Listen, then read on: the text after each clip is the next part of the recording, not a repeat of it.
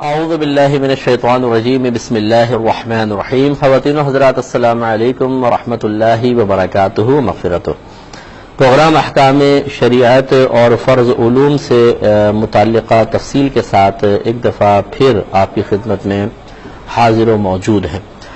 پچھلے پروگرام میں آپ کو میں نے شرک کے بارے میں تفصیل سے ایک دفعہ پھر اس کا اعادہ کر دیا تھا کہ اللہ تبارک و تعالیٰ کی ذات اور صفات میں کسی غیر اللہ کو شریک کر دینا شرک کہلاتا ہے. ذات میں شریک کریں گے تو شرک فی الذات ہے، صفات میں شریک کریں گے تو شرک فی الصفات سے اس کو تعبیر کیا جاتا ہے. اللہ تبارک و تعالیٰ نے جو کچھ دنیا کے اندر پیدا کیا، اگر اس کا ثبوت قرآن عظیم سے نصوص صریحہ سے ہو، جیسے مثال کے طور پہ فرشتے ہیں، تو پھر ان کا وجود تسلیم کرنا بھی ہمارے لیے انتہائی ضروری ہوتا ہے، کیونکہ جو نص قطعی سے ثابت ہوتی ہے چیز اور عقیدہ نص قطعی سے ثابت ہے، اس کو ماننا پڑے گا. لہذا کچھ باتیں فرشتوں کے بارے میں آج انشاءاللہ میں عرض کر دیتا ہوں کہ ہم مسلمان اس بات کا عقیدہ رکھتے ہیں کہ فرشتے اللہ تبارک و تعالیٰ کی ایک نوری مخلوق ہیں. اللہ تبارک و تعالیٰ نے انہیں نور سے پیدا کیا ہے. مسلم کی حدیث ہے، حدیث نمبر 5314. نبی کریم صلی اللہ علیہ وسلم نے ارشاد فرمایا کہ اللہ تبارک و تعالیٰ نے فرشتوں کو نور سے پیدا کیا ہے. اب اس نور کی حقیقت اور ماہیت کیا ہے، کس نور سے پیدا کیا ہے، اس کا مطلب اصل میٹیریل کیا ہے، اس کو کس چیز سے خود اللہ نے تیار کیا ہے، یہ ہم نہیں جانتے ہیں. لیکن فرشتے ایک نورانی مخلوق ہیں اور یہ جسم لطیف رکھتے ہیں. جسم لطیف اسے کہتے ہیں کہ جس کے آر پار آپ دیکھ سکیں اور آپ کا ہاتھ بھی اس میں سے گزر جائے، اس کو کہتے ہیں جسم لطیف. اگر آپ آر پار دیکھ سکیں لیکن ہاتھ درمیان سے نہ گزر سکے، وہ جسم کثیف ہی کہلائے گا. اور آر پار ہی نہ دیکھ سکیں تو وہ مزید جسم کثیف ہے. جیسے مثال کے طور پر انسان ہیں، دیواریں وغیرہ ہیں، یہ جسم کثیف رکھتے ہیں کیونکہ ان کے اطراف میں ہم نہیں دیکھ سکتے، یعنی ان کے دوسری طرف اگر یہ کھڑے ہوں اور ان کے اگر ہم ہاتھ ان کے اندر سے گزارنا چاہیں تو لازم بات ہے دیوار پہ ہاتھ رک جائے گا، نہیں گزرے گا، یہ جسم کثیف ہے.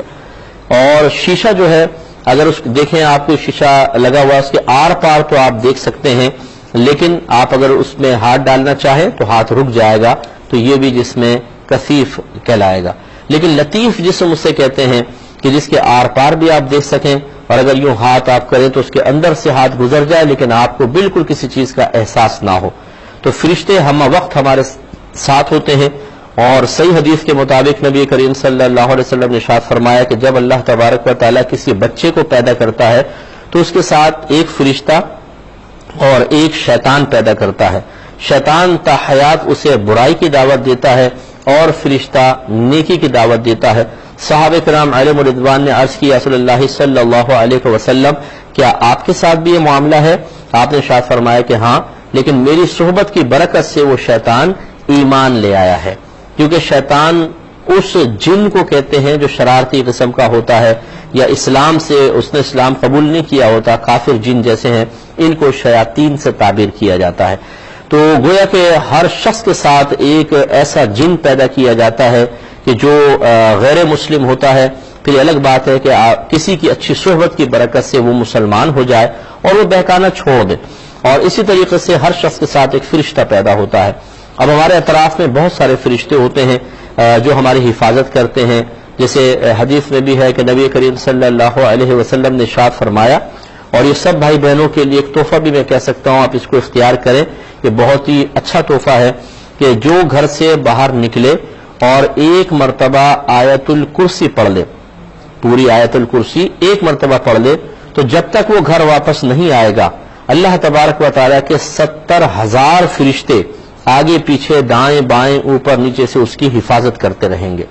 تو گویا کہ ایک دفعہ آیت الکرسی پڑھنے سے آپ کو زبردست قسم کے 70,000 محافظ حاصل ہو جائیں گے جو فرشتے ہیں.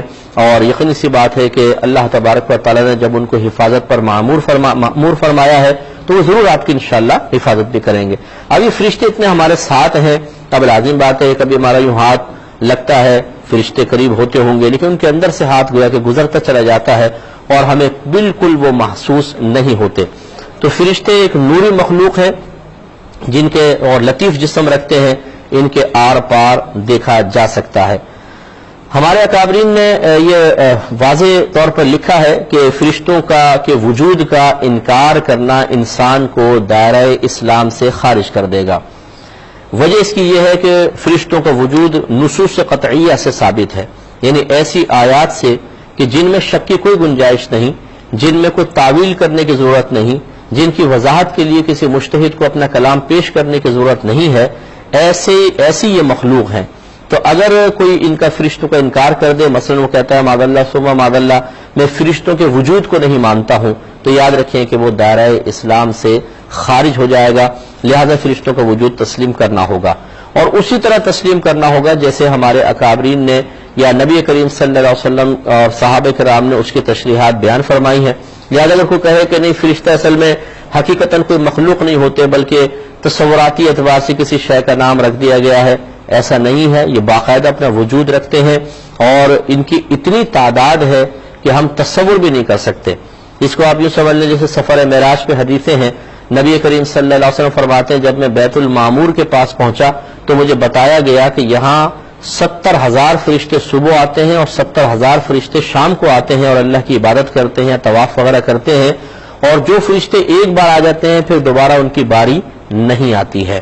اتنے سارے فرشتے اور اتنی مخلوق کہ جس کا کوئی ہم تصور نہیں کر سکتے۔ ایک کالر ہمارے ساتھ ہیں، پہلے کال لیں گے۔ السلام علیکم۔ تو بہرحال خلاصہ کلام یہ ہوا کہ فرشتے اللہ تبارک و تعالیٰ کی مخلوق ہیں اور ان کے وجود کو تسلیم کرنا ہر عاقل بالغ مسلمان مرد و عورت پر لازم ہے۔ ایک اور کالر ہے۔ السلام علیکم۔